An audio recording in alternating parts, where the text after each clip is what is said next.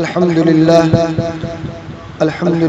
وحده لا شريك له والصلاة والسلام على محمد لا نبي بعده ولا رسالة بعد رسالتي ولا نبوة بعد نبوتي ولا كتاب بعد كتابي ولا معصوم بعد اسمتي ولا سنة بعد سنتي ولا أمة بعد أمتي أما بعد. قال الله تبارك وتعالى: لا يكلف الله نفسا إلا وسعها. صدق الله العظيم وصدق رسوله النبی الکریم. میرے محترم بزرگوں اور دوستوں، پچھلے 2-3 دن سے آپ لوگ عید الفطر کی نماز کے تعلق سے بہت سوال کر رہے ہیں اور مختلف ممالک کی ویڈیو بھیج کر کے سوال کر رہے ہیں. پہلی بات تو میں آپ کو یہ بتاتا چلوں کہ جو ویڈیوز آپ بھیج رہے ہیں عموماً وہ ویڈیو ہمارے ملک کی نہیں ہے، وہ اسلامی ممالک کی ہے. اس لیے ان ویڈیو کے بتائے گئے مسائل ان کا حکم ہم پر صادق نہیں آتا. دوسرے اور بہت سے سوالات کر رہے ہیں آپ لوگ. عید کی نماز کا وقت کب ہے، کہاں پڑھنی ہے، کیسے پڑھنی ہے، کتنے لوگوں نے پڑھنی ہے، گھر کے کون سے حصے میں پڑھنی ہے. انشاءاللہ میں کوشش کروں گا کہ تمام کے سوالات مختصر وقت میں دے سکوں. اور یہ سوال ہمارے ذہن میں کس لیے آ رہا ہے؟ اس لیے کہ کرونا وائرس کی وجہ سے ملک میں لاک ڈاؤن ہے، جس کی وجہ سے ہمارے ذہن میں یہ سوال آ رہا ہے. اس سلسلے میں میرے محترم بزرگوں اور دوستوں، اصولی بات یہ ہے کہ دین نفس کی خواہش پر چلنے کا نام نہیں ہے، بلکہ اللہ اور اس کے رسول صلی اللہ علیہ وسلم کے حکموں پر چلنے کا نام دین ہے.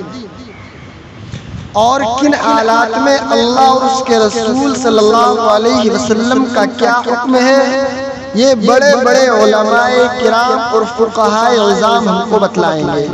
کیونکہ علماء کرام اللہ اور اس کے رسول کے سچے وارث ہیں، لہذا ضروری نہیں ہے کہ عام حالات میں جو اللہ کا حکم ہوتا ہے خاص حالات میں بھی وہی حکم ہو. مثال کے طور پر عام حالات میں جب آپ گھر پر ہوں، نماز کے تعلق سے عمومی حکم یہ ہے کہ آپ پوری نماز پڑھیں. لیکن جب آپ سفر میں ہو، سفر درپیش ہو، تو حکم بدل جاتا ہے، یعنی اب نماز میں قصر کرنا ہے. چنانچہ سفر میں اگر کوئی قصر کرے تو اس کے ثواب میں کوئی کمی نہیں ہوتی. ٹھیک اسی طرح میرے محترم بزرگوں اور دوستوں، عام حالات میں اللہ اور اس کے رسول صلی اللہ علیہ وسلم کا حکم یہی ہے کہ عید کی نماز آبادی سے باہر ادا کی جائے، مسجد میں ادا کی جائے.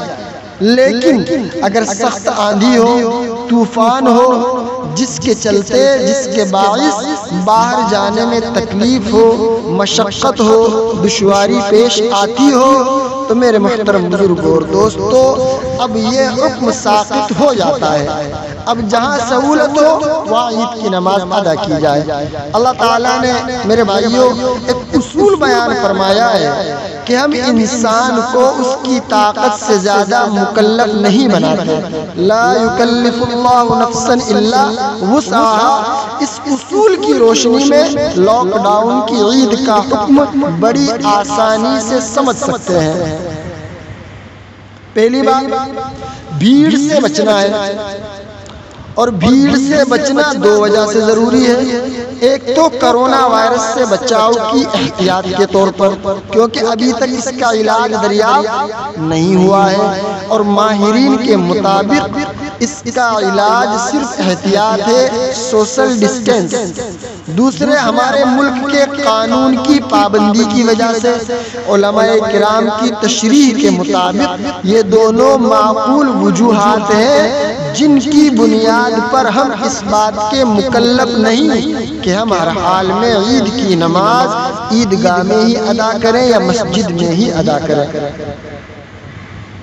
یا واضح رہے کہ مسئلہ نماز کی پابندی کا نہیں ہے، بلکہ جو مسئلہ آ رہا ہے وہ جگہ کی تبدیلی کا ہے۔ اس لیے جب علماء کرام کی تشریح کے مطابق ہم اس بات کے مکلف ہیں ہی نہیں کہ ہم ہر حال میں عیدگاہ میں ہی مسجد میں ہی جا کر نماز ادا کریں، تو اب جہاں سہولت کے ساتھ نماز پڑھ سکتے ہیں، جہاں نہ قانونی اعتبار سے ہماری پکڑ ہو، بندش ہو، اور نہ طبی لحاظ سے ممنوع ہو، وہاں ہمیں اتنا ثواب ملے گا جتنا کہ عیدگاہ میں اور مسجد میں ملتا ہے۔ اس سلسلے میں میرے محترم بزرگ اور دوستو، میں حضرت انس رضی اللہ تعالی عنہ کا ایک اثر نقل کرنا چاہوں گا۔ حضرت انس رضی اللہ تعالی عنہ سے منقول ہے کہ جب ان سے عید کی نماز فوت ہو جاتی تو گھر پر ہی اپنے اہل و عیال کے ساتھ عید کی نماز ادا کرتے، اور جو گھر پر بھی باوجود کوشش کے عید کی نماز پر قادر نہ ہو سکا تو وہ 4 رکعت نفل نماز ادا کر لے۔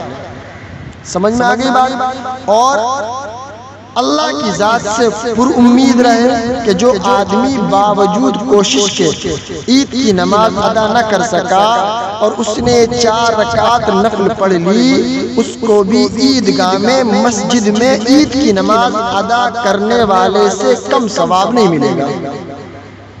خلاصہ کلام یہ ہے میرے بھائیوں کہ علماء کرام کی اپیل کے مطابق اس لاک ڈاؤن میں جہاں عیدگاہ میں مسجد میں جانا ممنوع ہو، وہاں مسلمان اپنے گھروں میں عید الفطر کی نماز ادا کریں۔ آگے بات سمجھ میں؟ اب عید کی نماز کے وقت کے بارے میں آتے ہیں۔ عید کی نماز کا جو وقت ہے وہ سورج طلوع ہو کر ایک نیزے کے بقدر بلند ہونے کے بعد، یعنی اشراق کے وقت سے زوال تک ہے۔ زوال کے بعد عیدین کی نماز درست نہیں ہے۔ البتہ عید الفطر کی نماز میں اول وقت سے قدر تاخیر کرنا مستحب ہے تاکہ لوگ نماز عید سے قبل صدقہ فطر ادا کر لیں اور کچھ میٹھا کھا سکیں، جبکہ عید الاضحیٰ کی نماز میں جلدی کرنا مستحب ہے تاکہ نماز سے فارغ ہو کر جلد قربانی کر سکیں۔ آگے بات سمجھ میں؟ یہ تو وقت ہو گیا۔ اب عید کی نماز پڑھنا کہاں ہے؟ گھر میں پڑھنا ہے۔ میں عربی کے بڑے بڑے الفاظ آپ کو نہیں بتاؤں گا، ایک شارٹ بات بتاؤں گا۔ گھر کا وہ کامن حصہ جو کامن ہوتا ہے نا، حصہ کامن حصہ، دروازے کے قریب یا گاؤں میں جو بیٹھک ہوتی ہے وہ، یا ممبئی وغیرہ میں جو بیڈ روم ہال ہوتا ہے نا، سیپریٹ سب ہوتا ہے، ہال سیپریٹ ہے، بیڈ روم سیپریٹ ہے، تو ہال کا حصہ دروازے کے قریب ہو کر کے عید کی نماز پڑھیں۔ عید کی نماز کے لیے 4 لوگوں کا ہونا ضروری ہے، ایک امام، 3 مقتدی۔ ان کے پیچھے مقتدی مطلب 3 کے علاوہ عورتیں اگر نماز پڑھنا چاہیں تو وہ بھی پڑھ سکتی ہیں، البتہ عورتوں پر عید کی نماز واجب نہیں ہے۔ ٹھیک ہے؟ گھر کا وہ حصہ جو کامن ہو، اس حصے میں عید الفطر کی نماز ادا کی جا سکتی ہے۔ عید الفطر کی نماز کے لیے امام کے علاوہ 3 لوگوں کا ہونا ضروری ہے۔ نیت، پہلے نیت کرنی ہے۔